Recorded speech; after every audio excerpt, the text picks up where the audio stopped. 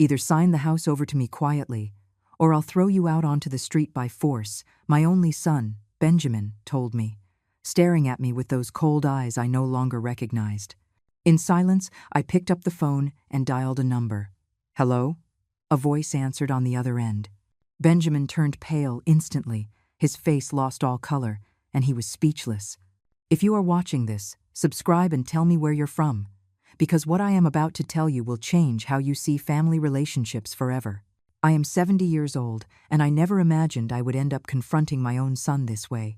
But before we get to that devastating moment, I need you to understand how I got here, how a mother who gave everything ended up being threatened in her own home by the son she raised with so much love and sacrifice. This is my story, and I promise you, justice arrived in a way none of them saw coming. My name is Eleanor, and for 50 years, I was the devoted wife of Arthur, a hard-working man who built our life brick by brick. We lived modestly but with dignity in a house he bought with the sweat of decades of honest work. When Benjamin, our only son, was born, I swore that child would have everything we never had. Arthur worked double shifts in construction, while I cleaned other people's houses to pay for Benjamin's private school. I remember his little hands clinging to my skirt when I dropped him off at school, his bright eyes full of innocence. He never asked for anything, but I gave him everything. Every dollar I earned went straight to his education, his clothes, his books. Arthur and I ate ramen noodles, so Ben could eat real meals. We wore old clothes so he could always have a new uniform. That was our love, silent but absolute. The years flew by, and Ben grew into a handsome, intelligent young man. He graduated with honors, got into college, and we were so proud we cried with happiness. Arthur said it had all been worth it, that seeing our son succeed was the greatest reward. But then she arrived. Victoria appeared in Ben's life during his senior year of college. She was a beautiful woman, I won't deny that, but there was something in her eyes that unsettled me from the start, a calculating coldness hidden behind perfect smiles. She came from a family with money, and from day one, she made it clear that our modest house was not good enough for her. I remember the first time she came to dinner. She looked around with barely hidden disdain, touching the furniture as if it might contaminate her. Arthur and I prepared the best meal we could afford, but she barely took a bite, saying she was on a diet. Ben looked at her, starstruck, blind to her obvious contempt for us. I tried to talk to him, to gently warn him that this woman didn't value what truly mattered, but he got angry with me for the first time in his life. "Mom, you're being unfair to Victoria. She's just different, that's all. Not everyone has to live like us," he told me with a hardness that broke my heart. It was the first crack in our relationship, the first sign that I was losing my son. Arthur held me that night while I cried silently, promising me that Ben would return to being the loving boy we raised, but he never came back. They got married 6 months later in an elegant ceremony that Victoria organized completely. Arthur and I were barely consulted. I felt like an awkward guest at my own son's wedding.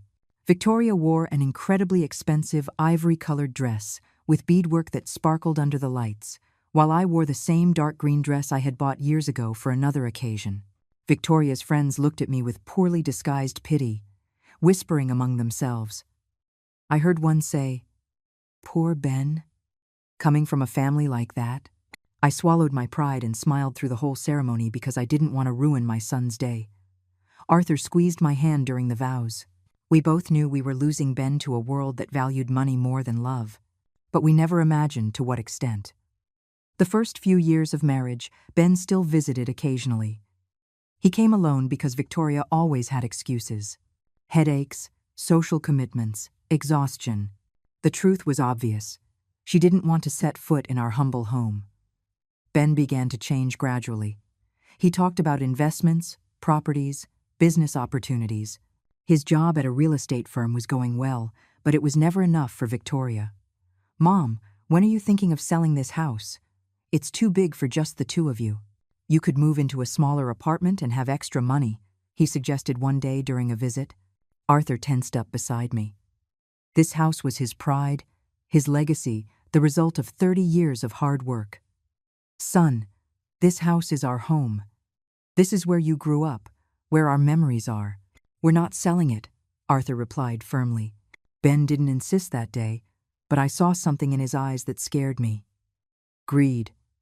My son was looking at our house as if it were already his, calculating its value. Then Arthur got sick. It was sudden and devastating, a massive heart attack that barely gave him time to say goodbye.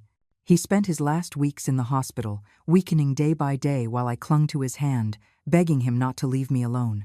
Ben came to the hospital 3 times in those weeks. 3 times in 1 month, while his father was dying.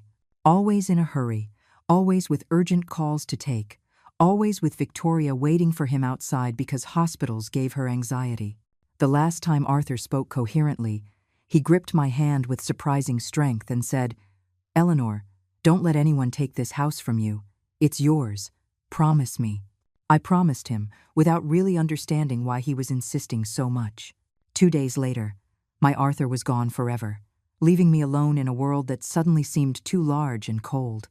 The funeral was a blur of faces and empty words. Ben cried. I saw him truly cry, and for a moment I thought the pain would bring us back together. How wrong I was. Victoria didn't even pretend to be grieving. She wore a tight-fitting black dress, completely inappropriate for a funeral, and spent the ceremony scrolling on her phone. After the burial, when everyone left, I was alone in my house for the first time in 50 years. The silence was deafening.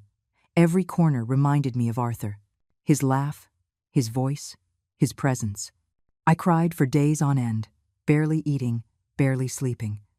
Ben called twice that first week, brief, awkward conversations where he didn't know what to say.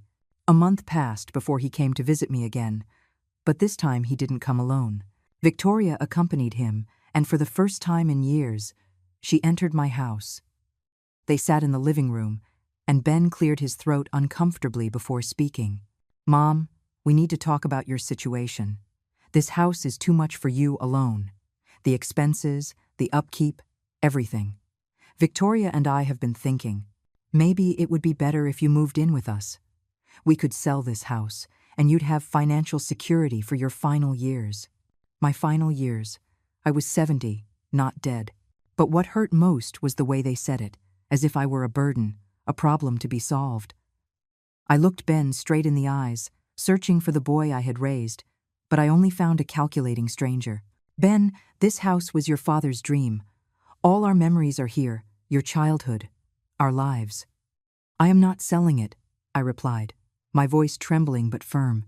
Victoria let out an exaggerated sigh of frustration and looked at Ben with that expression that clearly said, "I told you so." "Mom, be realistic. You're an older woman, alone, in a big house. What if you fall? What if you get sick? We live 40 minutes away. We can't be driving over every time you need something." "It's for your own good," Ben insisted, but I heard Victoria's words coming out of his mouth. "I appreciate your concern, but I am perfectly fine. I have my neighbors, my friends from church." "I am not alone," I said, trying to stay calm. Victoria stood up abruptly, clearly irritated by my refusal. "Ben, we've wasted enough time. Your mother is stubborn. She won't listen to reason. Let's go," she said, grabbing her designer handbag that probably cost more than my expenses for 3 months. Ben looked at me with disappointment, as if I were the unreasonable one, and they left without even a proper goodbye. That was the first of many uncomfortable conversations. Ben started visiting more frequently, but they were no longer visits from a concerned son. They were negotiations. Constant pressure for me to sell the house. Every time he came, he inspected everything with critical eyes, pointing out flaws, maintenance issues, expenses that, according to him, I couldn't afford. "Mom, the plumbing is old, the roof needs repairs, the paint is peeling. How much do you think all those repairs will cost? Thousands of dollars you don't have. If you sell now, I could get good money for it. Later, it will be too late, and the value will drop," he told me constantly, like a persistent salesman. I resisted, but I must admit I was starting to feel the pressure. Arthur had left me the house fully paid off, but living on the pension I received was getting harder. Utilities were going up, food cost more, the medications for my blood pressure weren't cheap. I started taking in sewing jobs to earn extra money, mending clothes for the neighbors late into the night. Ben found out I was working and flew into a rage. "You see, Mom, this is exactly what I'm talking about. A 70-year-old woman sewing until midnight because she can't maintain this house. It's ridiculous. It's dangerous for your health. Sell the house and stop suffering. But I wasn't suffering. Working made me feel useful, kept me busy, kept me from sinking into loneliness. The house was the only thing I had left of Arthur, of our life together.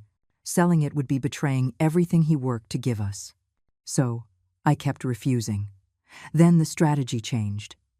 Ben and Victoria started showing up unannounced, always criticizing, always pointing out problems. Victoria complained about the musty smell that, according to her, filled the house, even though I cleaned obsessively every day. She complained about the old furniture, the worn-out curtains, about everything. I don't know how you can live like this, Eleanor. It's depressing. Ben grew up in this darkness, poor kid. Good thing I got him out of here, she said one day, running her finger along a shelf, checking for dust. She called me by my first name. She didn't even call me Mom or Mrs. Eleanor anymore. Just Eleanor, as if we were friends, or worse, as if she had authority over me. I swallowed the insult and didn't respond.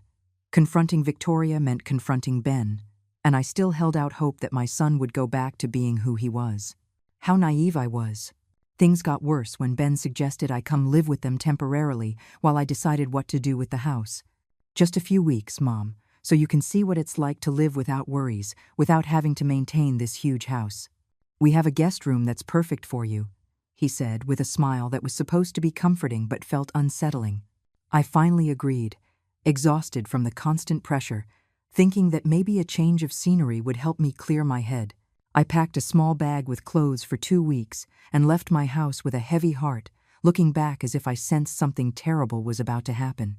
Ben and Victoria's house was the complete opposite of mine. Modern, minimalist, and cold, like a soulless luxury hotel. Everything was white, gray, and gleaming chrome. There were no family photographs, no memories, just expensive, empty magazine decor. The guest room was small and austere, with a single bed and a tiny closet. The first few days were tolerable. Victoria practically ignored me, shut in her home office, working on I don't know what. Ben left early and came home late. I spent my days watching television in the living room, feeling like an intruder in a house that wasn't mine. I cooked occasionally, trying to be useful, but Victoria complained about the smells, saying her kitchen wasn't meant for heavy food. After a week, Ben came to my room with papers in his hand. Mom, I've been thinking, since you're here and comfortable, why don't we rent out your house? We could easily get $1,000 a month for it. That money would help you a lot, and the house wouldn't be sitting empty, deteriorating. Rent my house. Let strangers live where Arthur and I built our life. The idea horrified me. No, Ben, that house isn't for rent. I'm going back soon.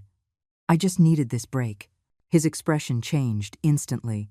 The concerned sun mask fell, and I saw genuine irritation.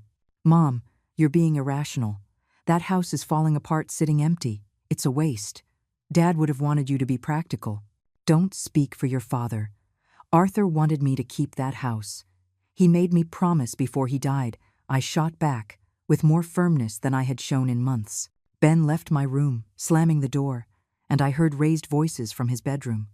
Victoria was yelling something about the stubborn old woman and wasting time. That night, I decided I would go back to my house the next day. It had been a mistake to come, a mistake to believe Ben actually cared about my well-being. But when I came downstairs the next morning with my suitcase, I found Ben and Victoria waiting for me in the living room with serious expressions. Mom, sit down. We need to have an adult conversation, Ben said in a tone I had never heard from him, authoritarian and cold. Victoria stood with her arms crossed, a smug smile on her bright red lips. I sat down slowly, my suitcase still in my hand, sensing that something very bad was about to happen. Ben cleared his throat and looked me straight in the eye without a shred of warmth. We've been very patient with you, Mom. Too patient. But enough is enough. That house is a burden to you and to us. Dad has been gone for over a year, and you're still clinging to the past as if he's coming back. He's not coming back. It's time for you to accept reality and sell that property, Ben said with a coldness that chilled my blood. Ben, we've already discussed this. I am not selling your father's house. It's my home. It's where I plan to die when my time comes, I replied, trying to keep my voice steady, but I could feel my hands shaking. Victoria let out a sarcastic laugh that echoed in the room like a whip. Your home? Eleanor? Let's be honest. That house is worth at least $300,000 in the current market. $300,000 wasted on an old woman who can't even maintain it properly. It's selfish of you. Selfish? I'm selfish? I shot up, indignation overcoming my fear. I spent 50 years sacrificing for this family. I cleaned other people's houses so Ben could have an education. I wore old clothes so he could dress well. Arthur and I worked ourselves to the bone to give him everything. And now you're telling me I'm selfish for wanting to keep the only thing I have left? The only thing you have left is us, Mom. Your family. And your family is telling you that house is too much for you, Ben interrupted, standing up too, walking toward me with measured steps. You can sell it voluntarily and live your final years in peace, or you can keep being stubborn and make life complicated for yourself. You decide. I've already decided. I'm going to my house. Right now, I said, grabbing my suitcase with trembling hands. I walked toward the door, but Victoria blocked my path, arms crossed, with that cruel smile I had grown to hate. I don't think you understand the situation, Eleanor. This isn't a request. Ben is your only son, your only heir. That house will belong to him eventually. So, why not make things easier for him now? Think of it as your last gift to the son you love so much, Victoria said in a sugary tone that dripped with pure poison. Get out of my way, I demanded with all the dignity I could muster. Victoria looked at Ben for instructions, and he nodded slightly. She stepped aside, but as I passed her, I heard her venomous whisper, "This isn't over, old woman." I took a cab back to my house, using the few dollars I had saved in my wallet. I cried silently the entire ride. The cab driver had the decency not to ask questions.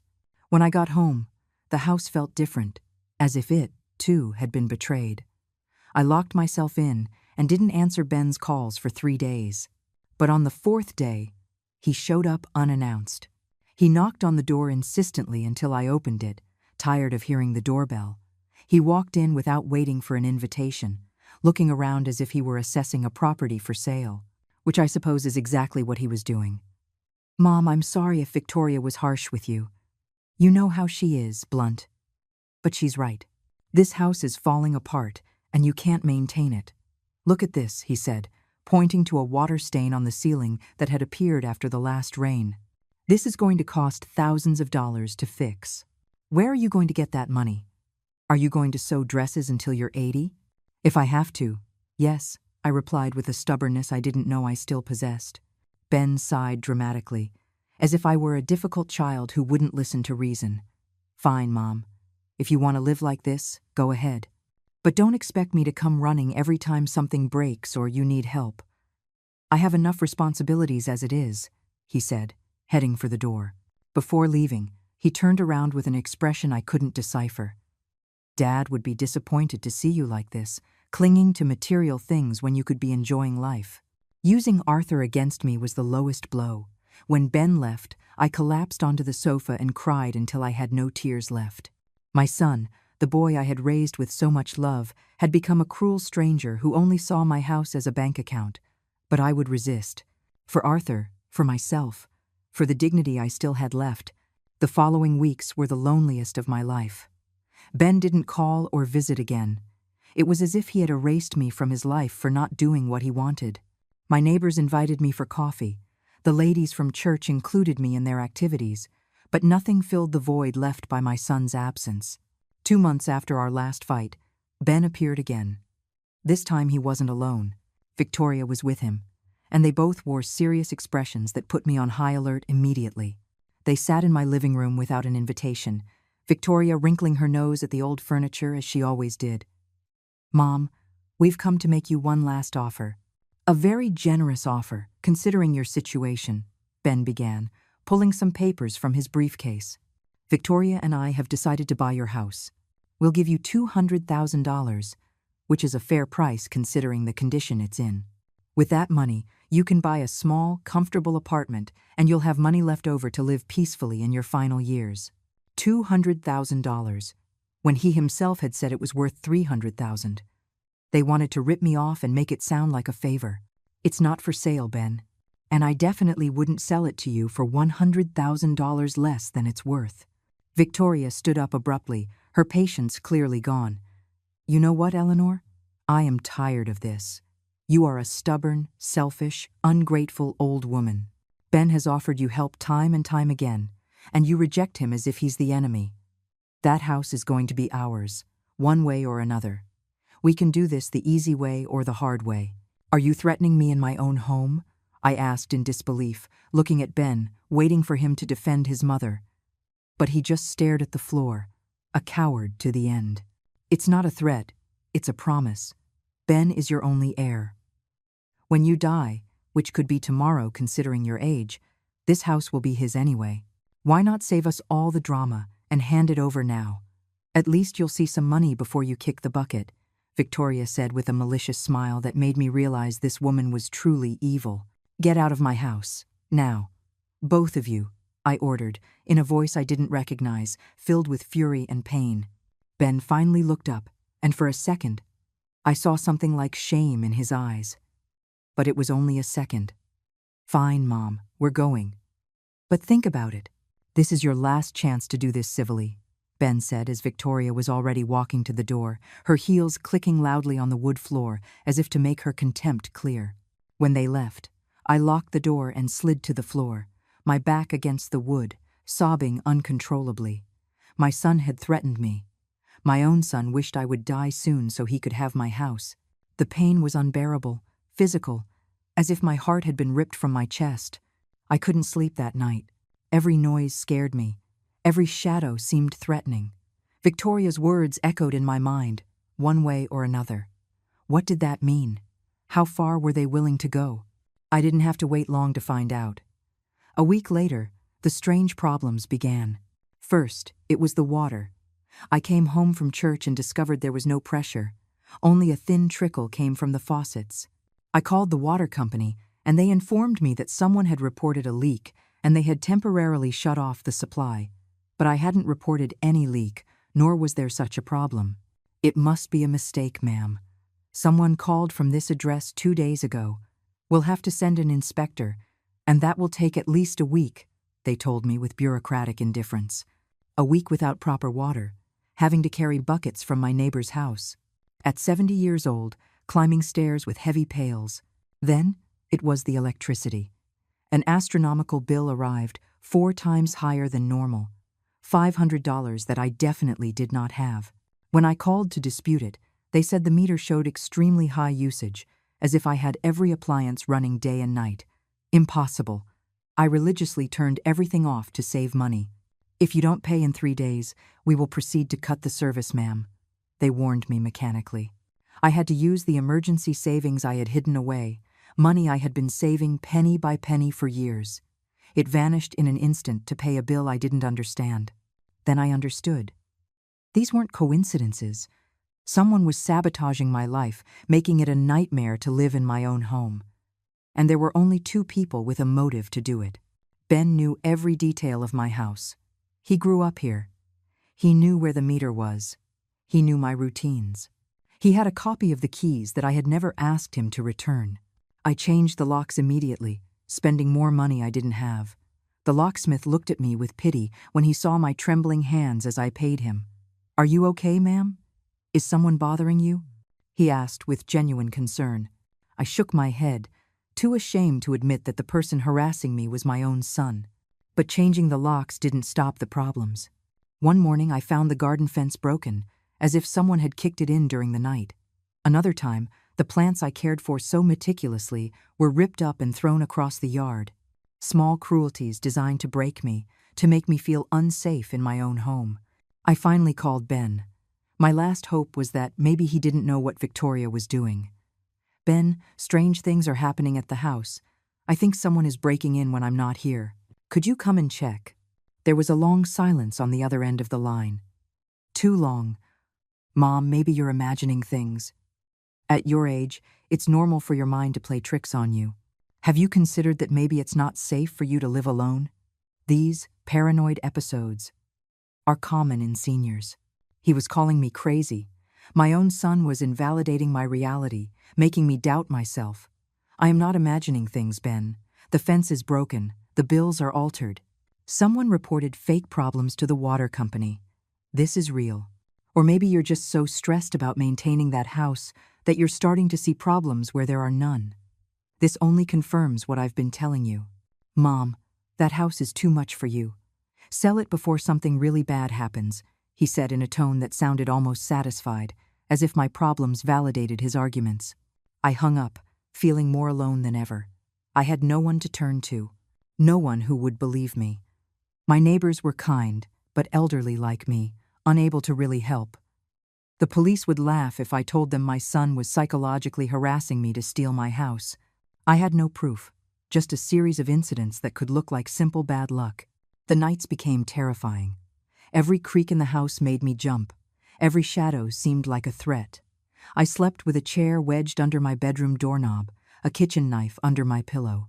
This was no way to live, but I preferred it to giving up. A month after I changed the locks, Ben and Victoria showed up again. They didn't knock this time, they were just standing on my porch when I opened the door to get the newspaper. I was so startled I almost screamed. "Good morning, Mom. I see you changed the locks." "Interesting decision, considering I'm your son," Ben said in an accusatory tone, as if I had committed some unforgivable offense. "I have the right to change the locks on my own house," I replied, trying to sound braver than I felt. Victoria stared at me with those calculating eyes, sizing me up like a predator sizing up its prey. "Of course you do. It's your house." "For now," Victoria said, emphasizing the last two words. "But we came to inform you of something important. We hired an appraiser. This house needs urgent structural repairs, or it could be deemed uninhabitable. The roof, the plumbing, the electrical, it's all in dangerous condition." "That's a lie.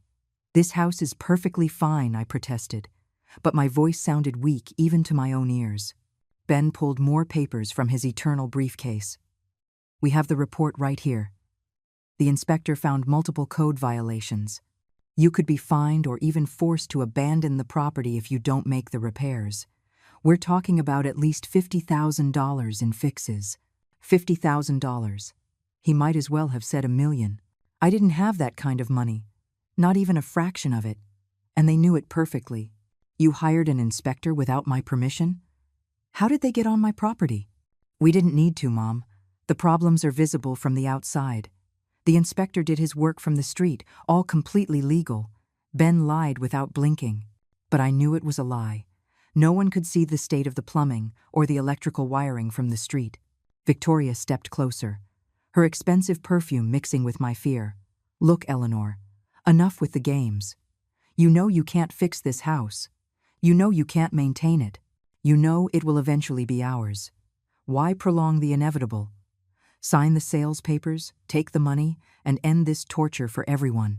"Never," I whispered, but my determination was beginning to crack under the constant weight of their harassment.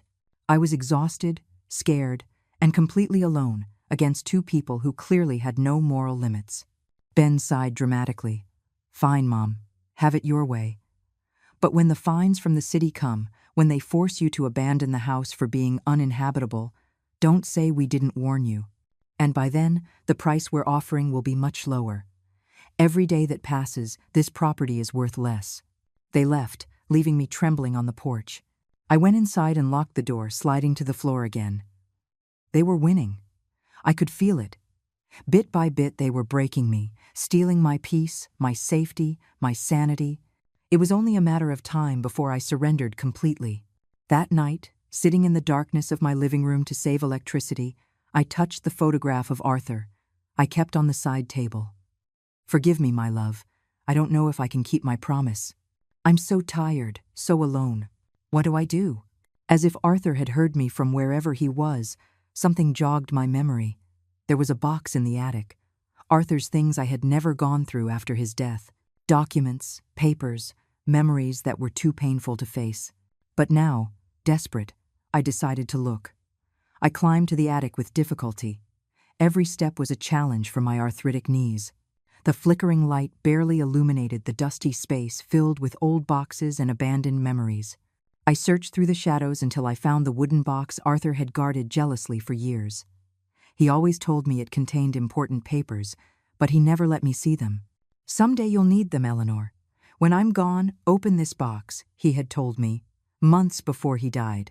I brought the heavy box down carefully, nearly tripping on the stairs. I placed it on the dining room table and opened it with trembling hands. Inside were meticulously organized folders, typical of Arthur, who was always orderly with documents. I started digging through them. The deed to the house, old receipts, birth certificates. Nothing seemed relevant until I found a yellowed envelope with my name written in Arthur's handwriting. I opened it with a racing heart and pulled out a letter. I immediately recognized his careful, cursive, every letter formed with the precision of a man setting everything in order before leaving. "My dearest Eleanor," it began. Tears blurred my vision, but I kept reading. "If you are reading this, it means I'm no longer with you, and you are likely facing problems with our house. I know our son better than he thinks. I've seen how he's changed since he married that woman. I've noticed how he looks at our property with greedy eyes. That's why I took precautions I never mentioned, because I didn't want to worry you while I was still alive." My breathing quickened as I continued. Arthur explained that 2 years before he died, he had transferred the house into an irrevocable trust. The property was no longer directly in my name or his. It was protected in a legal structure that Ben could not touch, manipulate, or automatically inherit. I was the lifetime beneficiary with the right to live there until my death, but no one could force me to sell. Furthermore, the letter continued, "I have been saving money in accounts Ben knows nothing about. It's not a fortune, but it's enough for you to live with dignity. I also have 2 small properties that I've been renting out for years without telling you, because I wanted to surprise you on our 50th anniversary. That day never came, but now those properties are yours. Everything is documented in this box." I kept reading through my tears, discovering secret after secret my humble Arthur had kept. He had been smarter than anyone imagined. "If Ben is causing you trouble, contact the lawyer, Javier Vargas. He's an old friend of mine who knows the whole situation. His number is at the end of this letter. He has specific instructions to protect you and ensure no one takes advantage of you. Trust him as you trusted me." The name Javier Vargas was written clearly next to a phone number. There was also an additional note. "I have paid his retainer for 10 years. It won't cost you a cent. Just call him, and he'll know what to do." I frantically checked the rest of the box. There they were. The trust documents, the deeds to 2 small apartments in popular areas of the city, bank statements showing savings of almost $80,000 distributed in different accounts, rental agreements that generate $1,500 a month. Arthur had left me protected. He had anticipated this exact situation. "Why didn't you tell me, Arthur? Why did you keep all this a secret?" I whispered to my husband's photograph, though deep down I understood. Arthur knew me. He knew I would have insisted on sharing this information with Ben, trusting in our son's goodness. Arthur saw what I refused to see, that our son had become someone capable of betraying his own mother. With trembling hands, I dialed Javier Vargas's number. It was almost 8 o'clock in the evening, but Arthur had written I could call at any time. The phone rang 3 times before a professional but kind voice answered. "Vargas and Associates, Javier Vargas speaking." "Mr. Vargas, my name is Eleanor. I'm Arthur's widow. I found your number in a letter my husband left for me," I said, my voice breaking with emotion. There was a brief silence, then I heard a deep sigh. "Mrs. Eleanor, finally, I have been waiting for your call for over a year. Arthur warned me it would probably take time before you looked in that box. You're having trouble with your son Benjamin, aren't you?" The direct way he asked took my breath away. Arthur had told him everything. Yes. He and his wife are pressuring me to sell the house.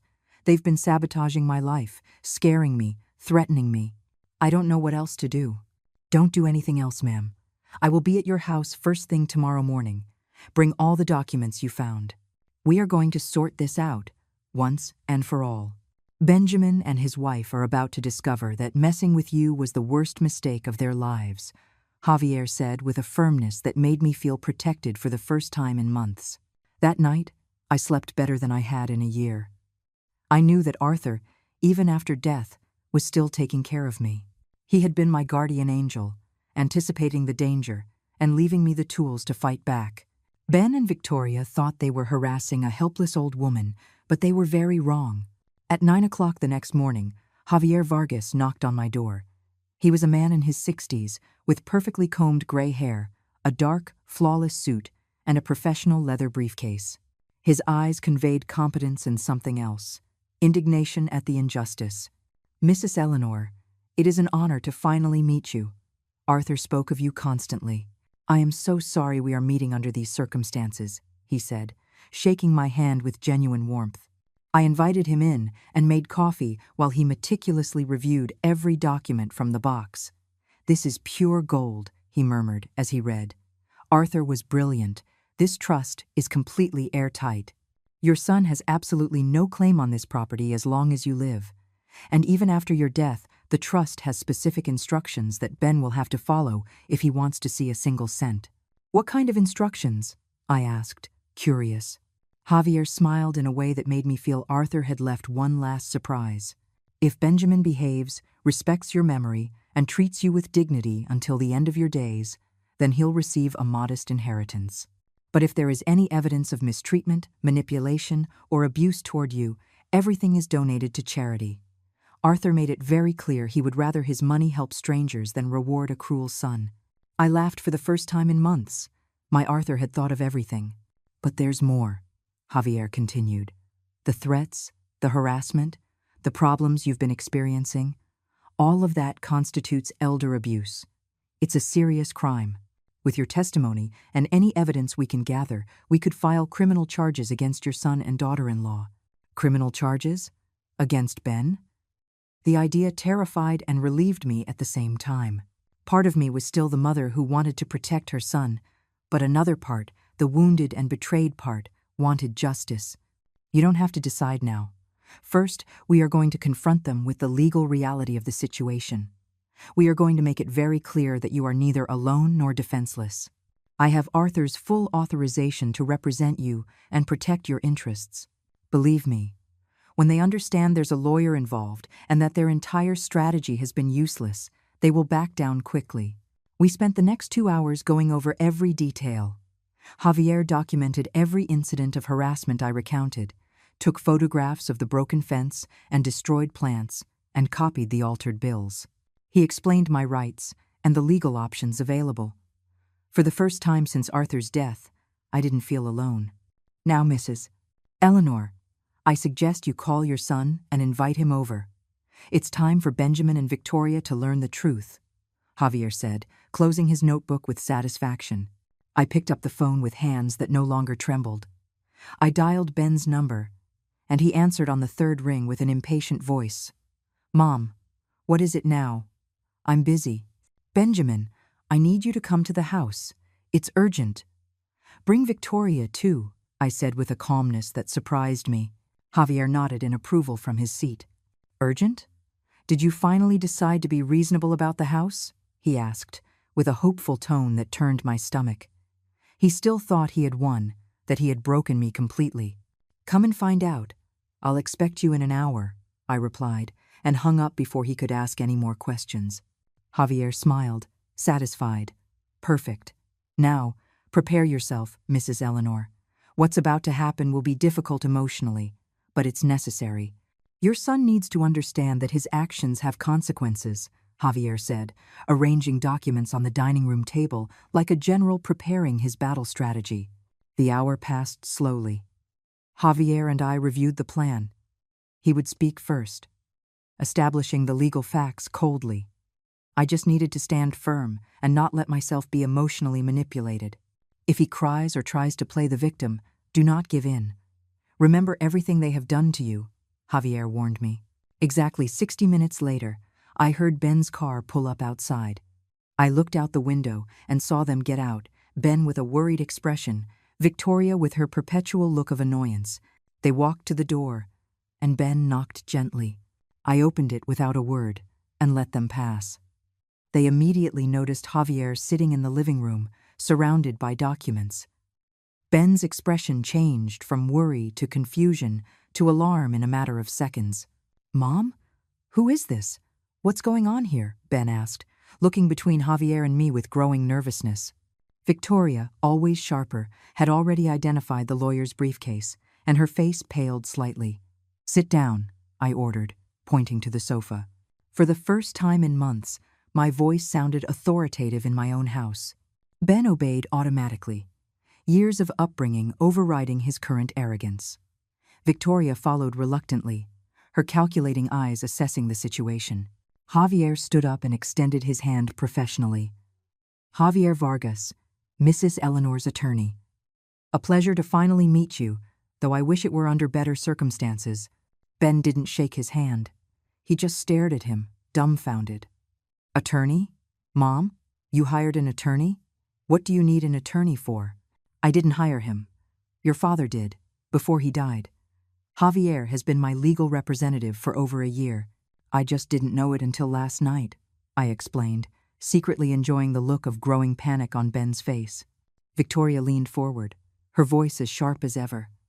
I don't understand what an attorney has to do with anything. This is a private family matter. Javier let out a short, humorless laugh. It stopped being a private matter when you began harassing, threatening, and sabotaging my client. But before we get to that, there are certain legal facts you need to understand. He took the first document from the pile and placed it in front of Ben and Victoria. This is the deed to the property we are currently sitting in. As you can see, it is not in Mrs. Eleanor's name directly. It is in an irrevocable trust established by your father 3 years ago. Do you know what irrevocable means, Benjamin? Ben took the document with trembling hands, his eyes scanning the pages, not truly understanding what he was seeing. This can't be real. Dad never mentioned any trust. Your father was a very intelligent man who anticipated this exact situation. The trust protects this property from any claim, forced sale, or manipulation. Mrs. Eleanor has a lifetime right to live here. No one, absolutely no one, can force her to sell or transfer this property.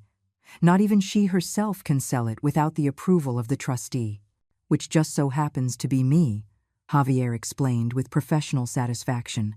Victoria snatched the document from Ben's hands, reading frantically. Her face went from pale to red with fury. This is absurd.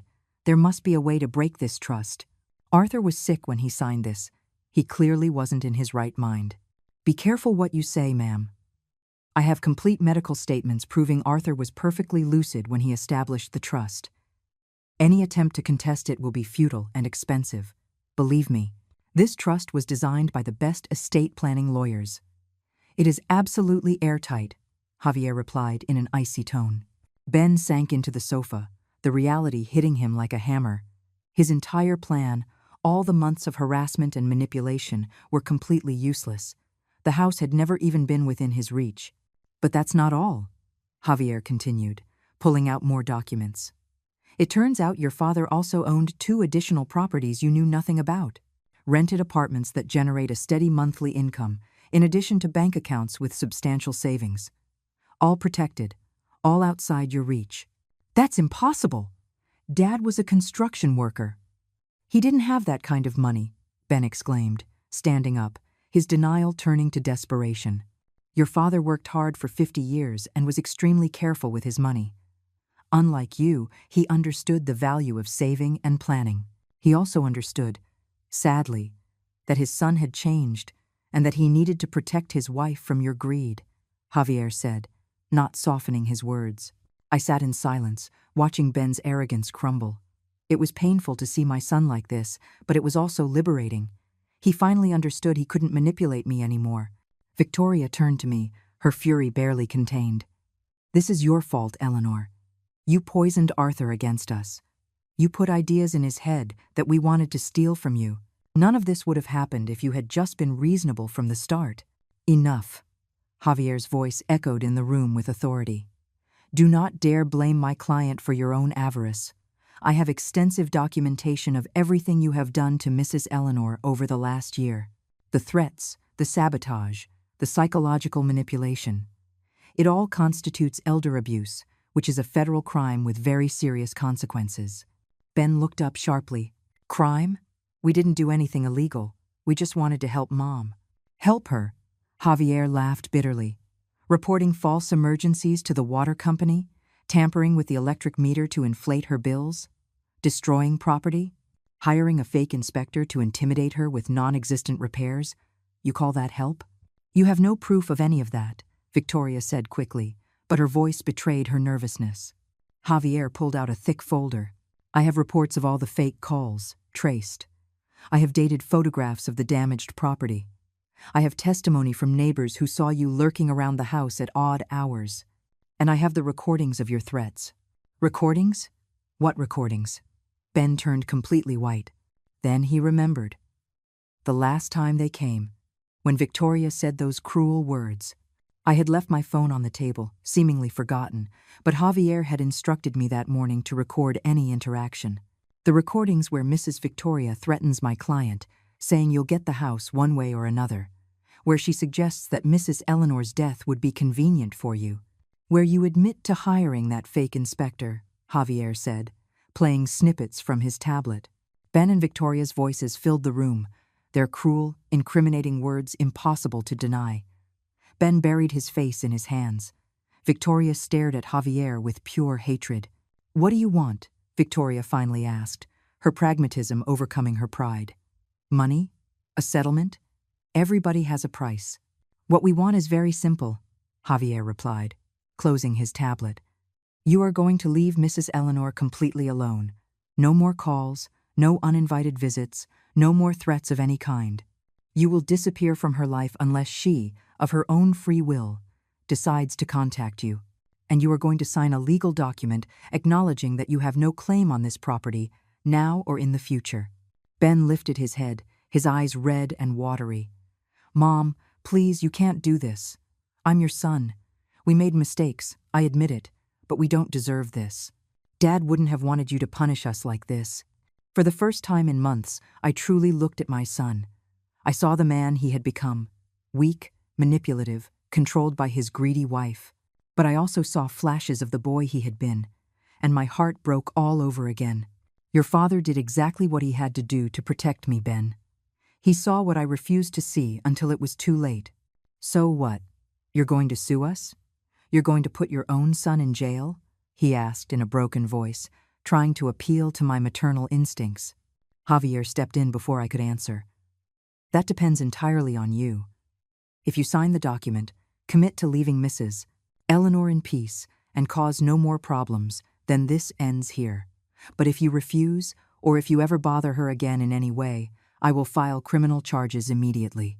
I have enough evidence to secure convictions that include prison time. Victoria stood up abruptly. This is extortion. You're using legal threats to force us to sign away our rights. No judge would accept this. Call it what you want, ma'am. But I assure you, any judge will see this for exactly what it is. An abusive son and his manipulative wife harassing a 70-year-old woman to steal her house. The media would also love this story. I can see the headlines. Real estate executive harasses his own elderly mother. How do you think that would affect your career, Benjamin? Ben winced at the mention of his job. He was a manager at a prestigious real estate firm where reputation was everything. A scandal like this would destroy him professionally. Victoria understood it too. I saw her quickly calculating the consequences. Let us see this document, Victoria demanded, holding out her hand. Javier handed her several stapled pages. She read quickly, her lips tightening with every paragraph. This says we waive any future inheritance, that we have no right to anything when Eleanor dies. Correct. The trust has very specific instructions. If there is evidence of mistreatment, abuse, or manipulation toward Mrs. Eleanor, the entire inheritance is donated to charity. This document simply formalizes what is already a reality. You destroyed your relationship with her, and the consequence is that you will not be rewarded for your cruelty, Javier explained, emotionless. Ben looked at me with genuine desperation. Mom, are you really going to do this? You're going to leave me with nothing? I'm your only son. Dad would have wanted me to inherit something. Your father wanted you to behave like a decent son. He wanted you to love and respect me, not threaten and terrorize me in my own home. You had every opportunity in the world to be the man he raised you to be, But you chose to be. This, I said, gesturing to the documents proving his cruelty. Tears were streaming freely down Ben's face now. I'm sorry, Mom. I'm so sorry. Victoria was right. We needed the money. We're in massive debt. I thought if we got the house, we could sell it and fix everything. But I never wanted to hurt you. I swear. Finally, the truth came out. It wasn't just greed. They were financially desperate, probably living far beyond their means, putting up a front of a lifestyle they couldn't afford. My house represented their financial salvation, no matter what it cost me. Poor financial decisions do not justify abuse, Benjamin. There are 1,000 ways you could have handled your problems without destroying your own mother, Javier said in a stern tone. Victoria dropped the papers on the table in a rage. Fine, we'll sign your stupid document, but this isn't over, Eleanor. We'll make sure you spend your final years completely alone. No grandchild will ever know their grandmother. You'll die with no family, no one to even remember you. Her words were like daggers, designed to cause maximum pain, and they worked. The thought of dying alone, of never knowing potential grandchildren, was terrifying. But Javier stood up immediately, facing Victoria. That threat was just recorded as well. Intentional, familial alienation. I can add that to the lawsuit if you'd like. Keep talking, ma'am. Every word buries you deeper, he warned in an icy voice. Ben grabbed Victoria's arm. Shut up. You've done enough damage. He turned to Javier, defeated. We'll sign. Give me the document. Javier placed the pages in front of them with 2 pens. Ben signed first, his hand shaking so badly the signature was barely legible. Victoria signed with furious strokes, practically tearing the paper with the force of her writing. Javier collected the documents, reviewed them carefully, and placed them in his briefcase. Perfect. Now, listen to me very carefully, both of you. As of this moment, you are not permitted to contact Mrs. Eleanor in any way. No calls, no visits, no messages through third parties. If she wants to speak to you, she will initiate the contact. Is that clear? Crystal, Victoria spat, getting up and walking to the door. Ben lingered for a moment, looking at me with pleading eyes. Mom, I really am sorry. I know you don't believe me, but I love you. I've always loved you. I lost my way, he whispered, his voice broken. Part of me wanted to hug him, to tell him everything would be okay, that I forgave him. But the stronger part, the part that had been betrayed and terrorized for months, held firm. If you really loved me, Ben, you never would have let things get this far. Your father loved you unconditionally, and it broke his heart to see who you were becoming. Now, go. Ben nodded, defeated, and walked to the door. Before leaving, he turned one last time. If you ever change your mind, if you give me another chance, I swear I'll be better. I swear I'll be the son you deserved. I didn't answer. I just watched him leave, closing the door behind him. I heard his car start and drive away, and then silence filled my house. But this time, it wasn't a terrifying silence. It was peace. Javier came over and put a gentle hand on my shoulder. You did the right thing, Mrs. Eleanor. You were incredibly brave. I burst into tears then, all the stress and pain of the last few months coming out in uncontrollable sobs. Javier let me cry, without rushing me, without judgment. When I finally calmed down, he offered me a tissue and sat across from me. Now what? I asked, my voice hoarse from crying. What do I do with my life now that my only son is dead to me? Now, you live, Mrs. Eleanor. You live the life Arthur wanted for you. You have financial security, you have your house, you have your freedom. And as for being alone, that's not true. I have instructions from Arthur to check in on you regularly. Furthermore, Arthur set up a fund for you to travel, to pursue hobbies, to do whatever you always wanted to do but couldn't due to lack of resources. He pulled more documents from his briefcase. There was an additional letter from Arthur that I hadn't seen in the box. Javier handed it to me with a soft smile. Arthur asked me to give you this only after the situation with Benjamin was resolved. I opened the letter with trembling hands. My beloved Eleanor, it began. If you are reading this, it means Javier has confronted Ben and you are safe. I know it hurts. I know your heart is broken. But I need you to understand something. You did not fail as a mother. We did everything right. Sometimes children simply choose paths we cannot control. But your life doesn't end because Ben made a bad choice. You have so much left to live for. I have left enough money for you to do everything you always dreamed of. Visit Paris like you always wanted. Take painting classes. Join groups at your church. Make new friends. Live, my love. Live for both of us, now that I can't be there. And if Ben ever truly changes, if he becomes the man we raised, you will know in your heart whether to give him another chance, but never ever settle for less than the respect you deserve. I love you eternally, Arthur. I cried again, but these tears were different. They were tears of gratitude, of love, of relief. Arthur had protected me, even from the grave. The days following the confrontation were strange. My house felt different, lighter, as if a dark weight had finally been lifted. Javier kept his word and visited me regularly, helping me understand all the finances Arthur had left organized. It turned out my financial situation was better than I had ever imagined.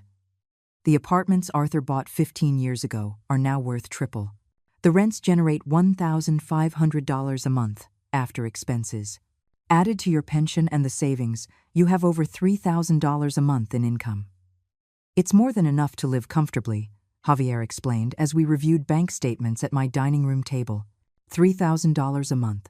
Never in my life had I had that kind of money available. Arthur and I had always lived paycheck to paycheck, saving every cent for Ben. And now, ironically, I had abundance precisely because Ben had shown his true colors. Arthur also established a special fund of $50,000 specifically for you to use on things that bring you joy, travel, hobbies, whatever your heart desires. He wanted you to finally live for yourself, Javier continued with a warm smile. Guilt washed over me immediately. I can't spend that money on myself. It feels wrong, selfish. I should save it for emergencies. Javier looked at me firmly. Mrs. Eleanor, with all due respect, that mindset is exactly what Arthur wanted you to overcome. You spent 70 years living for others, first for Arthur, then for Ben. It is time to live for yourself. Those were Arthur's exact words. He made me promise I would make sure you spent that money on your happiness. His words made me cry again. I was crying a lot lately, but they were no longer tears of fear or pain. They were tears of liberation, of grief for lost time, and of gratitude for Arthur's love, which continued to protect me. 2 weeks passed with no word from Ben or Victoria. The silence was unsettling at first, after months of constant harassment, but gradually I got used to it. My neighbors noticed the change in me. Eleanor, you look different. Younger, happier. My neighbor Carol told me as we had coffee in her garden. I told her everything. I couldn't keep the secret. Carol listened with her mouth open, occasionally interrupting with gasps of indignation. That Benjamin. And I always thought he was such a good son. Thank God Arthur protected you. That man loved you like crazy, Eleanor. It was liberating to share my story. Carol connected me with other women in the neighborhood, and soon I found myself surrounded by true, supportive friends. I started going out more, participating in church activities, living instead of just existing. A month after the confrontation, Javier called me with news. Mrs. Eleanor, I need to inform you of something. Benjamin and Victoria are facing serious problems. Apparently, they were in debt to dangerous people, loan sharks. The financial pressure was real, though that doesn't excuse their behavior toward you. Are they in danger? I asked, and I hated myself for still caring. Javier sighed. Honestly, yes, but there's more. Benjamin lost his job. The firm found out about certain unethical behaviors in his dealings with clients. Apparently, this isn't the first case where he has tried to manipulate elderly people into selling properties. He was fired, and investigations are ongoing. My heart sank. Despite everything, he was still my son. What's going to happen to him? That's up to him, ma'am. He can face his problems honestly, or he can keep digging his own grave. But I thought you should know, in case he tries to contact you again. He's likely to come looking for financial help now that he's desperate. Javier was right. 3 days later, my phone rang at midnight. It was Ben. I hesitated before answering, but I finally did. Mom. His voice was broken, desperate. Mom, I know I have no right to ask you for anything, but I'm in serious trouble. I lost my job. Victoria left me. I have people looking for me over debts. I have nowhere to go. I have no one else. Every word was a knife in my maternal heart. I wanted to help him immediately, invite him home, give him money, solve his problems. But I remembered Arthur's words. Never settle for less than the respect you deserve. Ben, I'm sorry to hear you're going through hard times, but the consequences of your actions are not my responsibility. You had opportunities to do things right, and you chose the easy, dishonest path. I replied, my voice trembling but firm. Mom, please. They could kill me. These guys don't play around. I need $20,000 to pay them off. I know Dad left you money. Please, I'm your son. You can't let me die, he pleaded, sobbing. $20,000. A fortune that I had, but one that had been earned with Arthur's sweat and sacrifice. Did Victoria really leave you? I asked, evading his request. Yes. As soon as I lost the job, she packed her things and left. She said she didn't marry me to be poor. She used me, Mom. You were right about her from the start. I was an idiot, he admitted bitterly.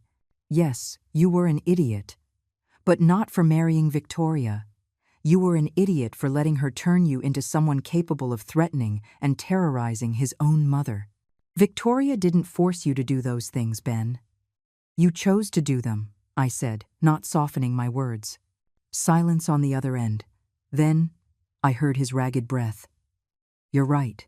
It's all my fault. I've destroyed everything Dad built. I've destroyed our relationship. I've destroyed my life. Maybe it's better if these guys find me. At least then it would all be over. His suicidal tone scared me. I called Javier immediately after hanging up. He contacted the authorities and made sure Ben was located and placed under a temporary hold. I didn't do it for Ben, I told myself. I did it because Arthur wouldn't have wanted his son to die, no matter what he had done. Javier visited me the next day. Benjamin is physically okay.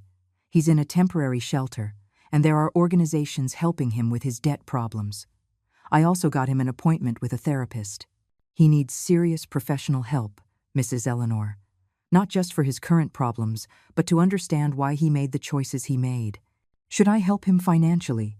I asked, still conflicted between my maternal instinct and my need to protect myself. Javier looked at me with understanding. That decision is entirely yours, but I will tell you what Arthur told me when we set up the trust. If Ben is ever truly sorry, truly changed, Eleanor will know it in her heart. But real change takes time and effort. It isn't bought with money.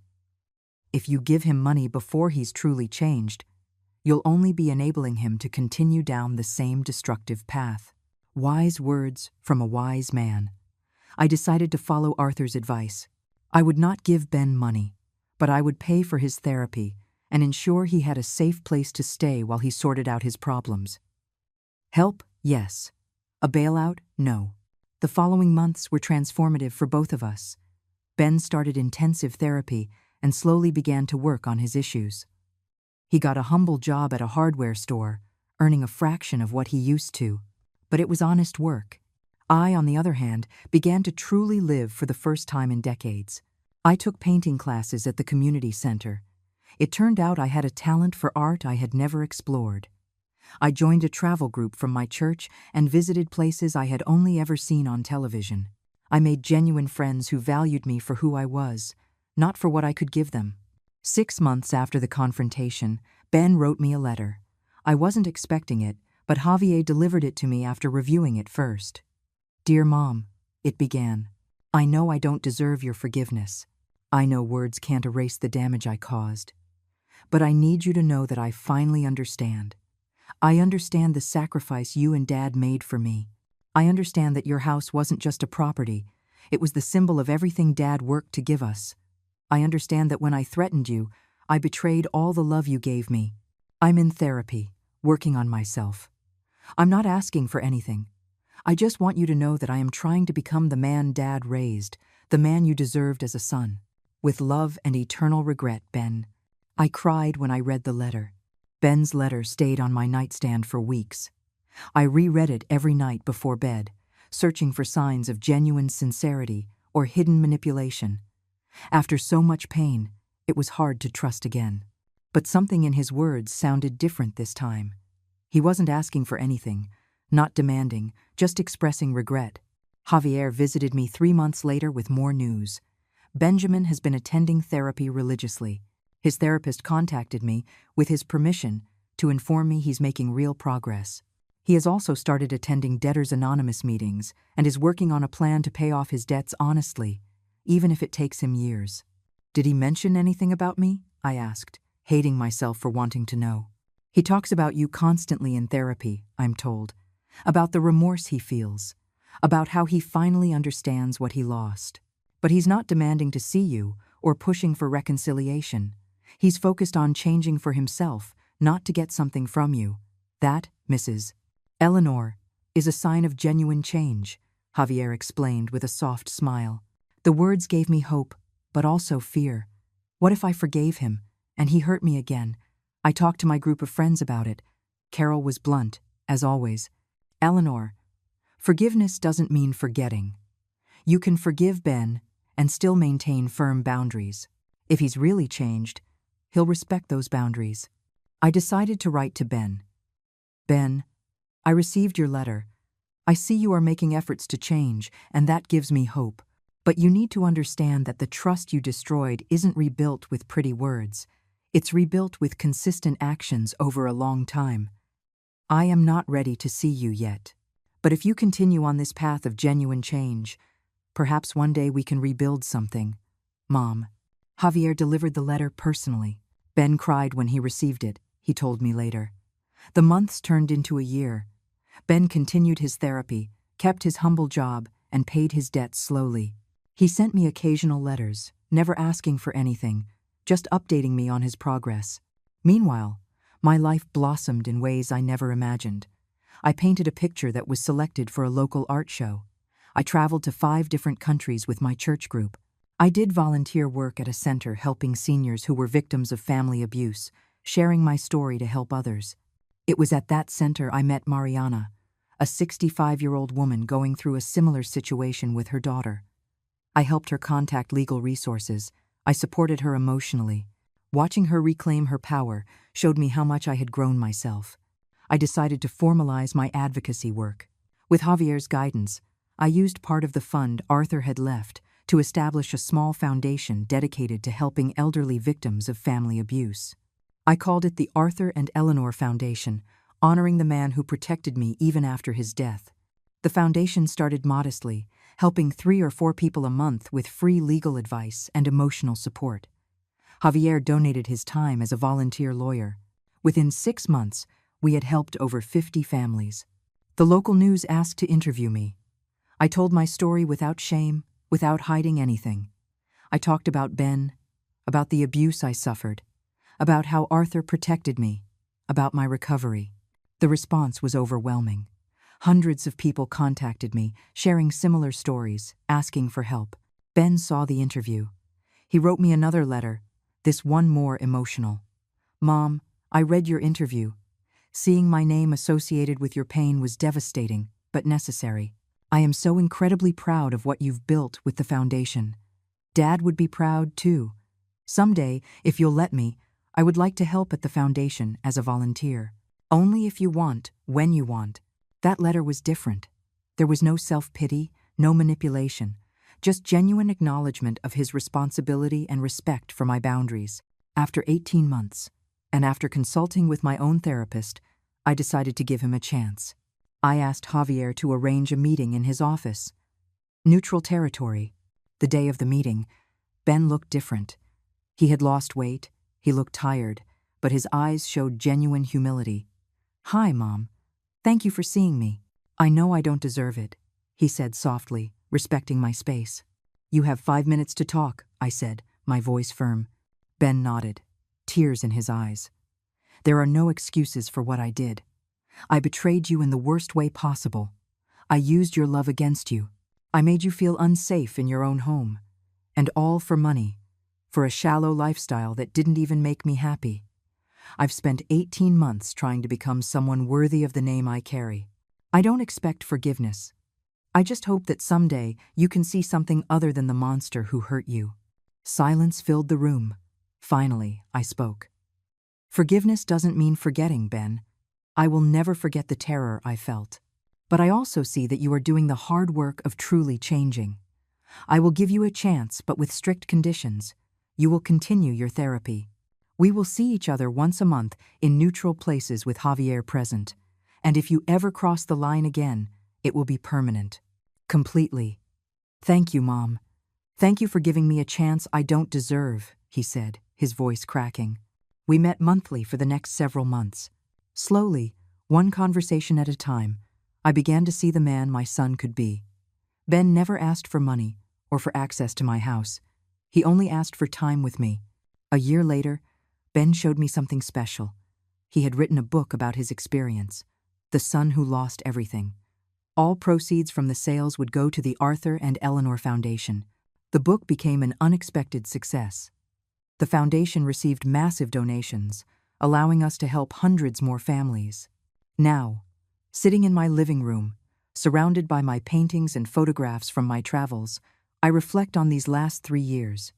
I lost my son as I knew him, but I gained something more valuable. I gained myself.